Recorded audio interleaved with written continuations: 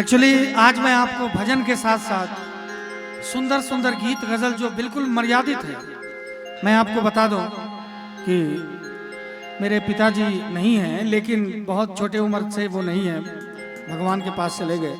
लेकिन उनसे मुझे संगीत सीखने की परमिशन एक ही शर्त पे मिली थी। उन्होंने कहा था कि बेटा मैं तुमको तभी आदेश दूंगा, क्योंकि संगीत का माहौल तो आजकल कितना बिगड़ गया है, आप देख ही रहे। उन्होंने कहा था कि तुम जीवन भर ऐसा गीत गाना जो तुम अपनी माँ बहन के सामने भी गा सको। ऐसा गीत कभी नहीं गाना जो अपनी माँ के सामने खड़े होकर नहीं गा सके। मैं कभी भी गीत हो, गजल हो, कुछ भी हो, ऐसा एक भी अभ्रंश शब्द, ऐसी एक भी बातें अपने भजन गजल गीत के माध्यम से नहीं गाता हूँ जो मैं अपनी माँ के सामने, बहन के सामने खड़े होकर नहीं गा सकता हूँ।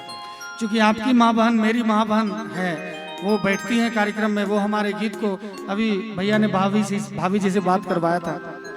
अब मुझे लग रहा है कि भाभी सुन रही हैं, तो मैं कैसे गा सकता हूँ कोई गलत गीत, क्योंकि भाभी भी सुनेंगी, है ना। तो मैं समझता हूँ कि पूरी दुनिया वसुधैव कुटुंबकम की जो ये नीति है, मैं इससे बाहर कैसे हो सकता हूँ। सारा संसार हमारा परिवार है। क्या बात है।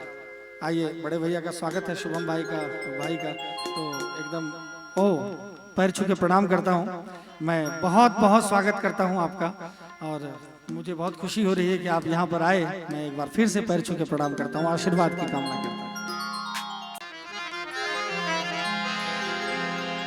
मुझे दास बना कर रख लेना भगवान, तू अपने चरणों में। मुझे दास बना कर रख लेना भगवान, तू अपने चरणों में। भगवान तू अपने चरणों में, भगवान तू अपने चरणों में, भगवान तू अपने चरणों में। मुझे दास बना कर रख लेना, मुझे दास बना कर रख लेना भगवान, तू अपने चरणों में। मुझे दास बना कर रख लेना भगवान, तू अपने चरणों में।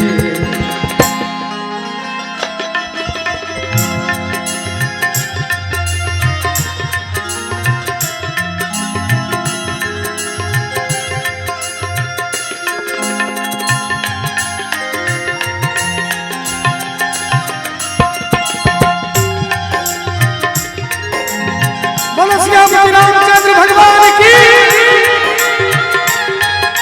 और देखिए भजन है, ये कीर्तन है, इसमें ताली का सहयोग होना ही चाहिए जरूर। दोनों हाथ उठा के बीड़ी बीड़ी ताली बजाओ। ये बात।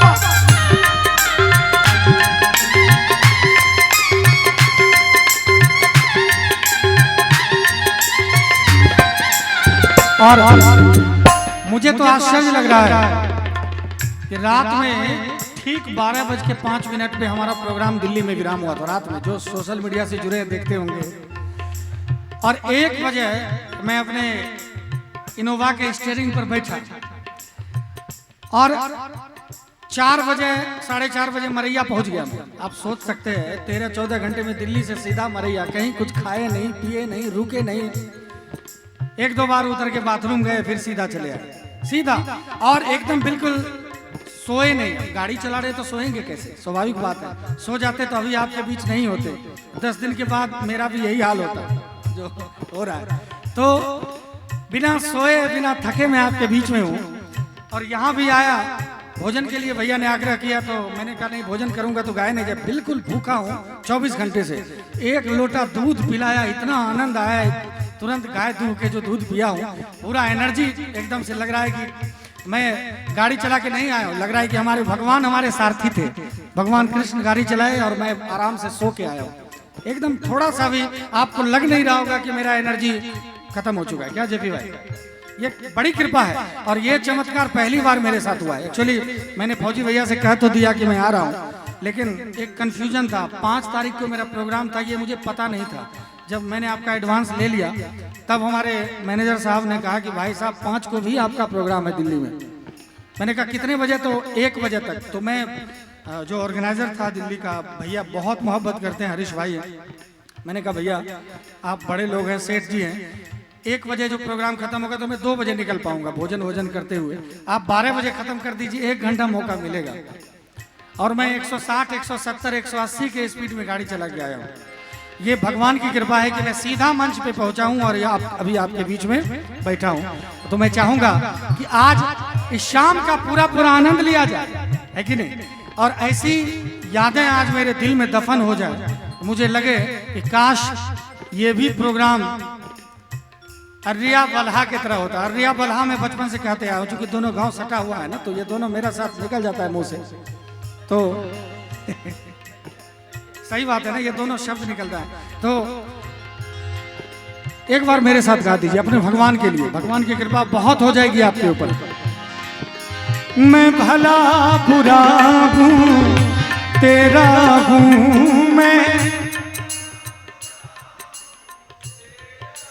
क्या बात है। देखिए हम लोग जब भगवान के पास जाते हैं, हाथ जोड़ते हैं, तो भगवान के सामने ऐसा लगता है कि मैं क्या हाथ जोड़ रहा हूँ, इनको तो पता ही है मैंने कितना गलती किया है। हृदय से आवाज नहीं निकल पाती, अपनी गलतियों का ख्याल आता है।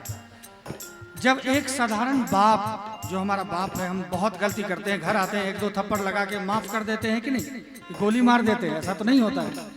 वो तो सबका बाप है, इतना दयालु है, परम पिता है। हमारी आपकी गलतियों को तो माफ करने के लिए बैठा है महादेव साक्षात।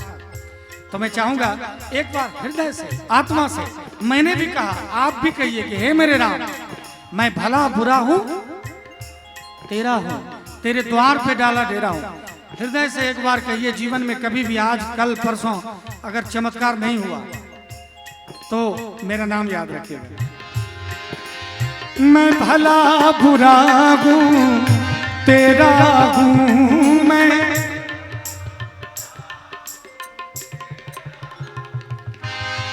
तेरे द्वार पे डाला डेरा हूं, तेरे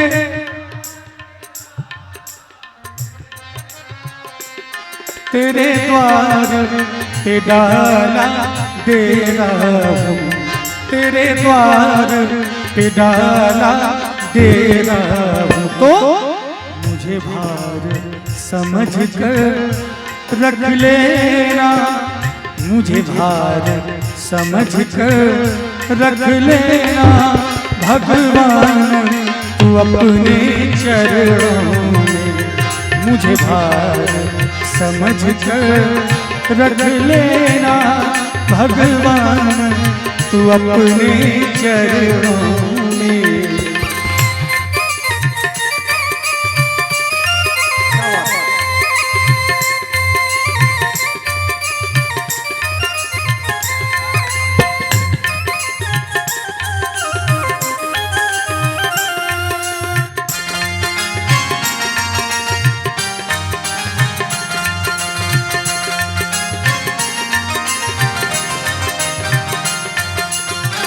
बोलो श्री रामचंद्र भगवान की।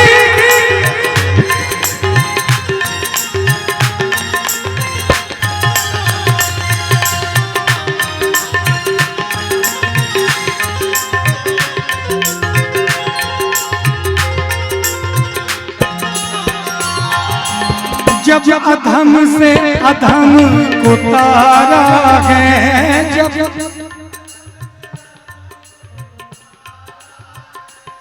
देखिए सिर्फ इधर वाले बीच के खेमे से वो आगे 2-4 हमारे भाई हैं जो बोल रहे हैं। मैं तो चाहूंगा सब कोई एक बार मेरे लिए गा दीजिए, इसको भगवान के लिए गा दीजिए। हे मेरे राम, जब अधम से अधम को तारा। हम लोग संकीर्तन में मैंने पहले कहा यह पर्वत्ता की धरती है, इस पे मेरा अधिकार है। क्योंकि मैंने पहले भी कहा कि पर्वत्ता नहीं होता तो आज हम नहीं होते। मेरे माँ बाप के गुजरने के बाद अगर डुमरिया में मेरी बुआ ने मुझे सहारा नहीं दिया होता तो आज मैं पता नहीं कहाँ होता, पता नहीं क्या कर रहा होता, भगवान जाने। लेकिन आज पूरी दुनिया में अगर पहचान मुझे मिली है तो ये वही पर्वत्ता की धरती है जिसके बदौलत पूरी दुनिया से मोहब्बत मुझे मिलती है। और मुझे लग रहा है कि पर्वता की धरती का पहला कलाकार मैं हूं जो कि हिंदुस्तान से बाहर लगभग 10 देशों में भजन गा के आ चुका हूं। आप लोगों के प्यार से, आप लोगों ने इतना शेयर किया, इतना सपोर्ट किया है, ये बहुत बड़ी बात है मेरे लिए। मुझे सपना जैसा लगता है कि ऐसा कैसे हुआ कि मैं यूरोप में जाके नॉर्वे में भजन गा रहा हूँ, यही भजन डेनमार्क में गा रहा हूँ, कभी स्वीडन, कभी दोहा, कतर, कभी थाईलैंड, सिंगापुर। ये मेरे लिए बहुत आश्चर्य का विषय है। मुझे लगता है कि ये कैसे हो रहा है, बस भगवान की कृपा है और आपका आशीर्वाद है। आप भी गाइए एक बार। जब अधम से अधम को तारा है, जब अधम से अधम को तारा है, जब अधम से अधम को मारा है, नहीं क्या करे, तारा है। मुझे लग रहा है मारा है करे, क्योंकि सब लोग नहीं बोल रहे हैं। अच्छा एक बार आप लोग चुप रहिएगा जो अभी बोल रहे थे। पीछे जो हमारे कुछ बुजुर्ग बैठे गंजी पहन के, आप लोग भी एक बार गा दीजिए। देखते हैं उधर से आवाज आती है ना, आप लोग चोरी नहीं कीजिएगा, सपोर्ट नहीं कीजिएगा। जब अधम से अधम को तारा है, जब दम है, एकदम दम है, ऐसा नहीं कि नहीं है। एक्चुअली मेरे पास माइक है, आप लोगों के पास नहीं है, तो थोड़ी कम आवाज आ रही है। तो सब मिल के एक बार गा दीजिए, एकता में बड़ा बल है। जब अधम से अधम को तारा है, जब ये बात उसमें भी नाम हमारा है, उसमें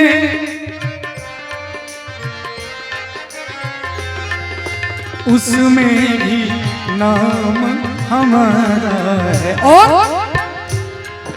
मुझे चाकर जान के रख लेना।